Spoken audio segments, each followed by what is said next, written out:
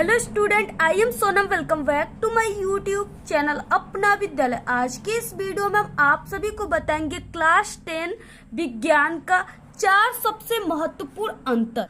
आप सभी का जो क्लास 10th साइंस है, इसमें क्या होता है कि 2 अंतर लिखने के लिए आता है, ठीक है। यानी 4-4 नंबर के होते हैं और ये क्या होता है कि 8 नंबर का ये जो अंतर वाले क्वेश्चन होते हैं ये आपके क्लास 10th साइंस में आते हैं। तो यहाँ पे हम आपको पूरे साइंस की किताब से, ठीक है, यानी फिजिक्स, केमिस्ट्री, बायोलॉजी तीनों यानी कि पार्ट से, ठीक है, 4 सबसे महत्वपूर्ण अंतर आप सभी को इस वीडियो में बताएंगे, जो कि आप सभी के इस बार बोर्ड एग्जाम में 100% गारंटी बिल्कुल पक्का आएगा, ठीक है। और अगर आप लोग ये 4 मात्र सबसे महत्वपूर्ण अंतर को तैयार कर लिए तो आपका 8 नंबर साइंस में बिल्कुल पक्का है, ठीक है। क्योंकि यहाँ पे जो हम आपको 4 सबसे इम्पोर्टेंट बता रहे हैं, ठीक है, अंतर, ये वेरी वेरी मोस्ट इम्पोर्टेंट है, ठीक है। सबसे फर्स्ट क्या है, तो आपको सबसे पहले की वीडियो को लाइक कर देना है, चैनल पे ना तो चैनल को सब्सक्राइब करके बेल आइकन को जरूर प्रेस कर देना है, ठीक है। और आप लोग इस वीडियो को बिना स्किप किए पूरा लास्ट तक देखिएगा, तभी आपको समझ में आएगा। यहाँ पे हम आपको बहुत ही अच्छे तरीके से समझाने वाले हैं। आपको सिर्फ इस वीडियो को ध्यान से देखना है, बाकी 100% आपको पूरा समझ में आ जाएगा। तो देखिए, सबसे पहला यानी सबसे पहला जो अंतर है वो क्या है कि अयस्क व खनिज में अंतर स्पष्ट कीजिए, ठीक है। ये जो अंतर है ये वेरी वेरी मोस्ट इम्पोर्टेंट है। ये आप सभी के एग्जाम में ऑलवेज आता है, ठीक है, कंटिन्यू आने वाला क्वेश्चन है। तो यहाँ पे देखिए, सबसे पहले कि यहाँ पे खनिज, आपको अंतर लिखना कैसे जिससे आपको पूरे के पूरे 4 नंबर मिलेंगे। तो आपको देखिए, यहाँ पे सबसे पहले खनिज लिखना है या अयस्क, आप लोग कोई भी लिख सकते हो। यहाँ पे खनिज और यहाँ पे अयस्क, और आप सभी को क्या करना है, ऐसे यानी इस तरीके से जैसे हमने यहाँ पे लाइनिंग किया ना, आपको ऐसे पूरा लाइनिंग करके ऐसे लिखना है, ठीक है। यही लिखने का तरीका होता है। ये नहीं कि आप लोग यहाँ पे खनिज लिख दिए और यहाँ पे इसके अंतर लिख दिए, इसके बारे में लिख दिए, उसके बाद इसके नीचे अयस्क लिखकर ऐसे लिख दिए। ये गलत तरीका है अंतर लिखने का, इस पे आपको नंबर नहीं मिलेंगे, ठीक है। और ये जो तरीका है ये बिल्कुल सही है कि इधर खनिज और इधर अयस्क। तो सबसे पहले आपको ऐसे लिख लेना है, ठीक है। इधर हो गया खनिज और इधर हो गया अयस्क। सबसे पहले खनिज में आपको क्या लिखना है अंतर में, ठीक है। तो यहाँ पे देखिए, पहला है और ये 4 नंबर का है, तो आपको 4 अंतर लिखना है पूरा, तभी आपको 4 नंबर मिलेंगे। तो यह पहला है, प्राकृतिक में भू परपट्टी के नीचे, ठीक है, भू परपट्टी के नीचे यानी जो जिसपे हम लोग चलते हैं, जो धरती माँ है, ठीक है, उनके नीचे क्या होते हैं, धातुएं पाए जाते हैं, कोयले पाए जाते हैं, ठीक है, अनेक प्रकार की तेल वगैरह ये सब पाया जाता है, सब मिट्टी के अंदर पाया जाता है। सोना, ठीक है, ये सब मिट्टी के अंदर ही पाया जाता है। तो वही है कि नीचे जो धातुएं होती हैं, जिन यौगिक का मतलब क्या हो गया, यहाँ पे हम आपको बता दें कि 2 या 2 से जब अधिक तत्व, ठीक है, मिलते हैं तो वो यौगिक बनते हैं। यानी 4-5 तत्व धातुएं आपस में मिली होती हैं तो उसे यौगिक कहते हैं, ठीक है, कंपाउंड कहते हैं। तो यहाँ पे जब हम पृथ्वी के अंदर खोदते हैं, ठीक है, तो उसमें क्या होता है, जब उसकी खुदाई होती है मशीनों से तो उसमें धातुएं पाई जाती हैं। और जैसे कोई भी हो गया, आयरन हो गया, सोना हो गया, कोई भी धातुएं पाई गई, ठीक है। तो सबसे पहले जब हम मिट्टी में से निकालेंगे, उसकी खुदाई करेंगे, खुदाई करके मिट्टी में से उस धातु को निकालेंगे तो उसमें अनेक प्रकार की धातुएं मिक्स होती हैं। जैसे लोहा हो गया तो उसमें लोहा, सोना, कोयला, ठीक है, और भी जैसे चांदी वगैरह, यानी 4-5 धातुएं मिलकर वो होता है, ठीक है। तो उसी को खनिज कहते हैं। अब जब क्या होगा, यानी अब उस सोने में से या उस लोहे में से, आयरन में से अब क्या हुआ, अयस्क के माध्यम से उन धातुओं को अलग अलग किया जाता है, ठीक है। तो यहाँ पे क्या, नीचे धातुएं जिन यौगिकों के रूप में पाई जाती है उन्हीं को खनिज कहते हैं, ठीक है। यानी जैसे सोना है तो उसमें लोहा चिपका हुआ है, उसमें कोयला चिपका हुआ है, चांदी चिपका हुआ है, पीतल चिपके हुए हैं, ठीक है। तो वो यानी कई प्रकार की यौगिकों से वो मिलकर है, वहां पे मिट्टी में है, ठीक है। तो वही खनिज होता है। उसी को जब खुदाई करके निकालते हैं तो वो खनिज होता है। अब इसी खनिज को क्या कहते हैं, हम मशीनों के द्वारा, अनेक प्रकार की मशीनें हैं जैसे वात्या भट्टी और भी कई प्रकार की, ठीक है, फफोलेदार, यानी कई विधियां हैं। उसी मशीनों के द्वारा क्या किया जाता है, इस खनिज में से, ठीक है, अयस्क को निकाला जाता है। अब यहाँ पे जब खनिज को हम लोग निकाल देते हैं, ठीक है, बाहर, तो इसमें से जो होता है यानी अयस्क, अब देखिए किसे कहते हैं, जिन खनिज में धातु अधिक मात्रा में उपस्थित हो। यानी खनिज में क्या होती है, जो भी खनिज है, जैसे कोई भी लोहा हो गया उसमें, और कोयले, मिट्टी, ये सब मिले रहेंगे। तो जिन खनिज में धातुएं जो है, यानी जो हमें चाहिए धातु, जो उसमें इंपॉर्टेंट चीजें हैं, ठीक है, धातु वो अधिक मात्रा में रहती है, यानी उसका सांद्रण कर दिया गया होता है उसमें से। यानी कि खनिज में से जो अयस्क हैं, जैसे चांदी, सोना, ये सब निकाल दिए जाते हैं। तो उसमें ज्यादातर धातुएं ही रहेंगे, बाकी कम मात्रा में खनिज रहेगा। तो जिसमें अधिक मात्रा में धातुएं उपस्थित हो तथा उसे कम खर्च में, यानी अगर कोई भी चीजें है, जैसे हमने यहाँ पे चावल ले लिया, ठीक है, एक प्लेट में चावल ले लिया, और इस प्लेट में जब हमने चावल ले लिया ऐसे, तो इसमें क्या है कि थोड़ा बहुत इसमें जो है वो कंकड़ पत्थर इसमें मिले हुए, और ज्यादातर यानी कि 90% इसमें चावल है और 10% क्या है, कंकड़ पत्थर है। तो अगर हम इस 10%, तो इसमें क्या, चावल की मात्रा अधिक है, उसी तरीके से इसमें धातु की मात्रा अधिक है। अब इसमें जब हमको कंकड़ पत्थर 10% है, तो इसको हम आसानी तरीके से निकाल सकते हैं कि नहीं निकाल सकते, निकाल सकते हैं ना, कम खर्च में निकाल सकते हैं। तो यही तरीका है कि इसमें क्या है, अधिक मात्रा में धातु होती है, इसको कम खर्च में इसमें से धातुएं प्राप्त किए जा सकते हैं, ठीक है, उसी को अयस्क कहते हैं।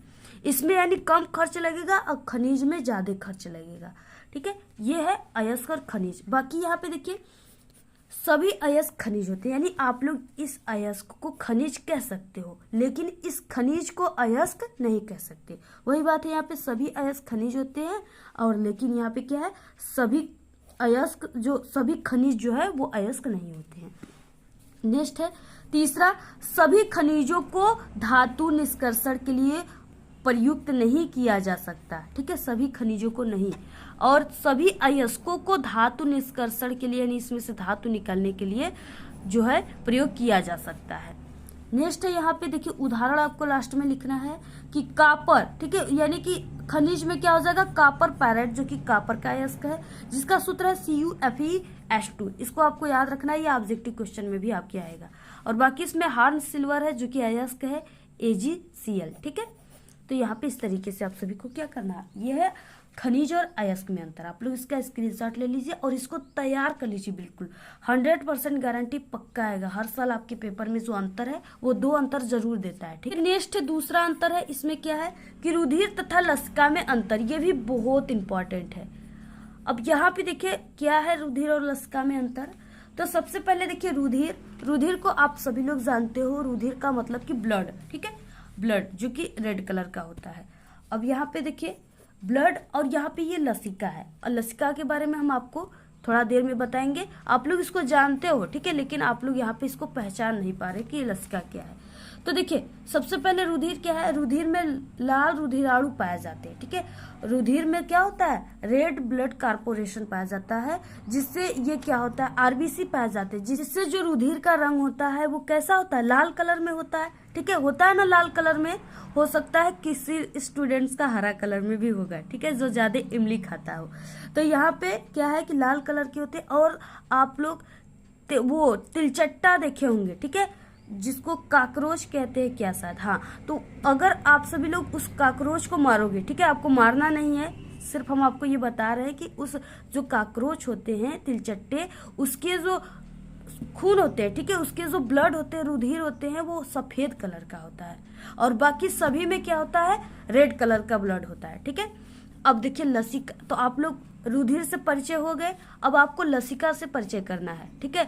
अब देखिए लसिका क्या होता है, जैसे लसिका में जो है, ये लसिका का रंग सफेद होता है, ठीक है, श्वेत। लसिका में लाल रुधिराणु नहीं पाए जाते, इसलिए इसका रंग क्या होता है, सफेद होता है। अब देखिए श्वेत कलर का होता है इसका रंग, यानी सफेद।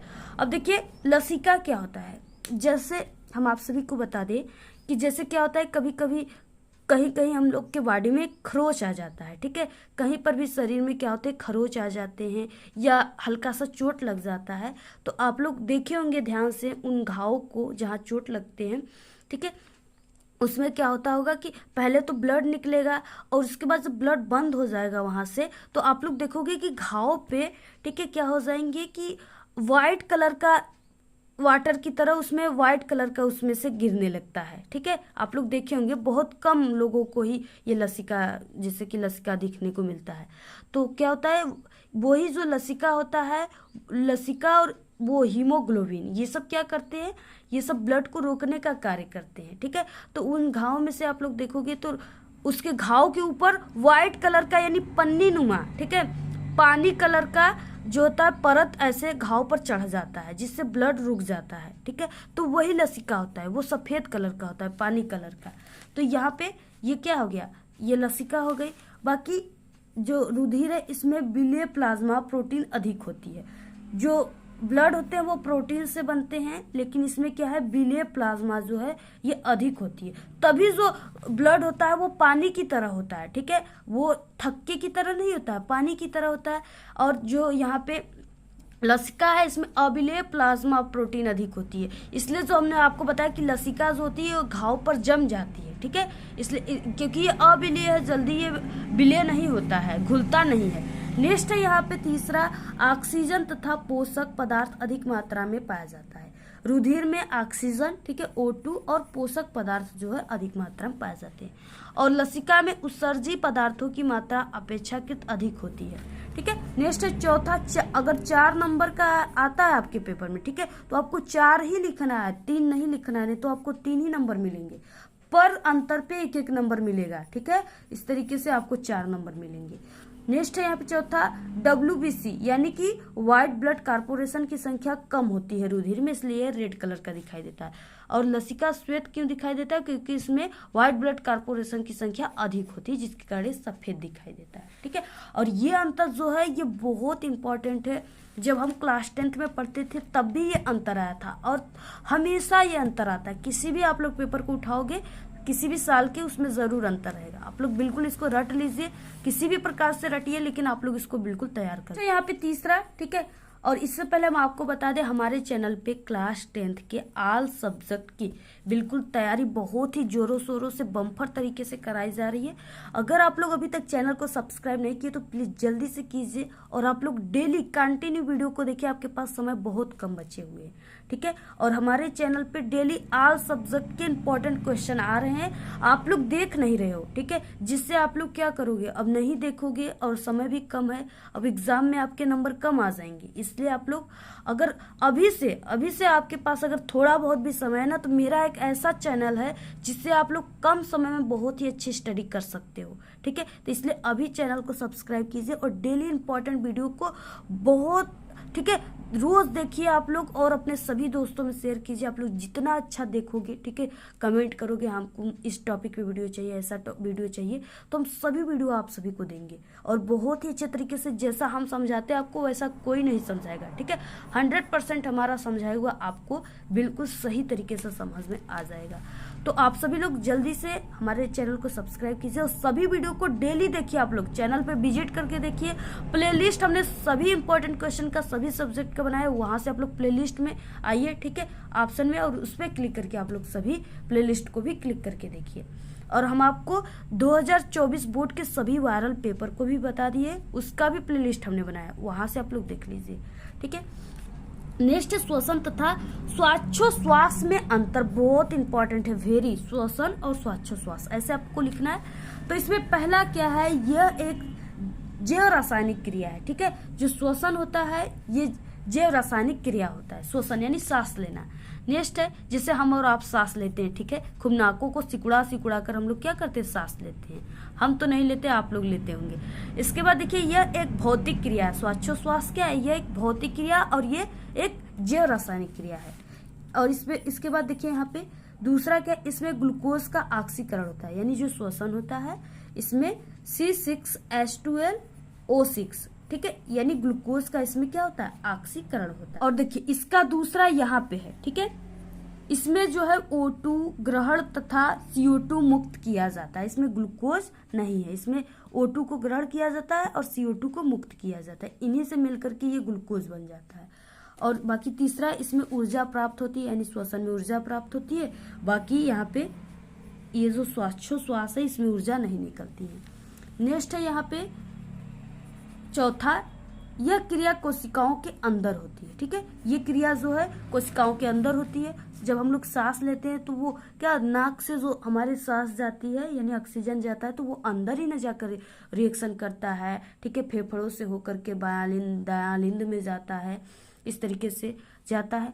और यहाँ पे देखिए, और यह जो क्रिया है ये कोशिकाओं के बाहर होती है। बाकी जो श्वासोच्छ्वास की क्रिया है कोशिकाओं के बाहर होती है। तो ये हो गए 4। इसके बाद देखिए नेक्स्ट है ऑक्सी तथा अनाक्सी श्वसन में कोई 3 अंतर लिखिए। ठीक है, तो अगर 3 अंतर बोल दिया तो आपको 3 ही लिखना है, लेकिन यहाँ पे हम 4 बताएंगे, जिससे अगर आपको एक आंक नहीं याद है तो अगर आपको 4 पूरा याद है तो आप लोग लिख दोगे अच्छे तरीके से 3 ठोट। ठीक है, ऑक्सी श्वसन और अनाक्सी श्वसन। पहला इसमें क्या है, यह ऑक्सीजन O2 की उपस्थिति में होता है। ऑक्सी का मतलब क्या है, ऑक्सी, यानी इसी से आप लोग समझिए कि इसमें ऑक्सीजन है, तो यहाँ पे ऑक्सी ये O2 की उपस्थिति में होता है। अनाक्सी लग गया, यानी इसमें ऑक्सीजन नहीं है। ठीक है, ये ऑक्सीजन O2 की उपस्थिति में अनुपस्थिति में होता है, यानी ये उपस्थिति में नहीं होता है। नेक्स्ट दूसरा सन में क्या होता है, अधिक मात्रा में ऊर्जा मुक्त होती है। ठीक है, फ्री होती है। बाकी अनाक्सी में क्या होता है, कम ऊर्जा जो होती है मुक्त होता है। इसी का जो होता है, यानी जो ये ऑक्सी है इसी का ठीक ये अंतर विपरीत होता है। ठीक है, दूसरा अंतर जो इसमें होती है इसमें नहीं होती अक्सर करके। नेक्स्ट तीसरा, ये कोशिका द्रव तथा माइटोकॉन्ड्रिया में होता है, और जो ये यहाँ पे अनाक्सी है ये सिर्फ कोशिका द्रव में होता है। ठीक है, बाकी चौथा क्या है, क्रियाधार ग्लूकोज यानी C6H12O6 पूर्णतः CO2 तथा H2O में ऑक्सीकृत हो जाता है। ठीक है, यानी ये जो ग्लूकोज है ये क्या होता है कि ये पूर्ण रूप से CO2 कार्बन डाइऑक्साइड और H2O में यानी जल में क्या होता है, ऑक्सीकृत हो जाता है। और यहाँ पे अनाक्सी श्वसन में क्या होता है, ग्लूकोज अपूर्णतः एथेनॉल यानी पूर्ण रूप से नहीं, अपूर्णतः यानी अधूरे रूप से। ठीक है, ग्लूकोज अपूर्णतः एथेनॉल में और लैक्टिक अम्ल तथा CO2 में ऑक्सीकृत होता है। इस तरीके से आपको क्या करना है, पूरा ये हो गए 4 सबसे इम्पोर्टेंट अंतर। आप लोग जल्दी से इन सभी अंतर को तैयार कर लीजिए, इससे बाहर एक भी अंतर नहीं आएंगे, ये मेरी 100% गारंटी है। ठीक है, जल्दी से तैयार कर लीजिए। और आपको साइंस में अगर आपको न्यूमेरिकल चाहिए, ठीक है, जो है फिजिक्स पार्ट से, या इम्पोर्टेंट टॉपिक के वीडियो चाहिए, या 1 महीने में साइंस की तैयारी कैसे करें, ठीक है, अगर आपको इन सभी पर वीडियो चाहिए तो ज़रूर कमेंट करके बताइए। आप लोग कमेंट बॉक्स में अपनी प्यारा कमेंट कीजिए आप लोग, और इस वीडियो को अपने सभी दोस्तों में शेयर कीजिए। ठीक है, और अगर आपको इसका PDF चाहिए तो आप लोग हमारे टेलीग्राम चैनल को ज्वाइन कीजिए, उसका लिंक आपको इस वीडियो की डिस्क्रिप्शन में मिल जाएगा। तो आज के इस वीडियो में सिर्फ इतना ही। आपको ये वीडियो कैसा लगा, अगर वीडियो पसंद आए तो एक बड़ा सा लाइक कर दे, चैनल पे नए तो सब्सक्राइब करके बेल आइकन को जरूर प्रेस कर दे। Thanks, all the very best, bye bye.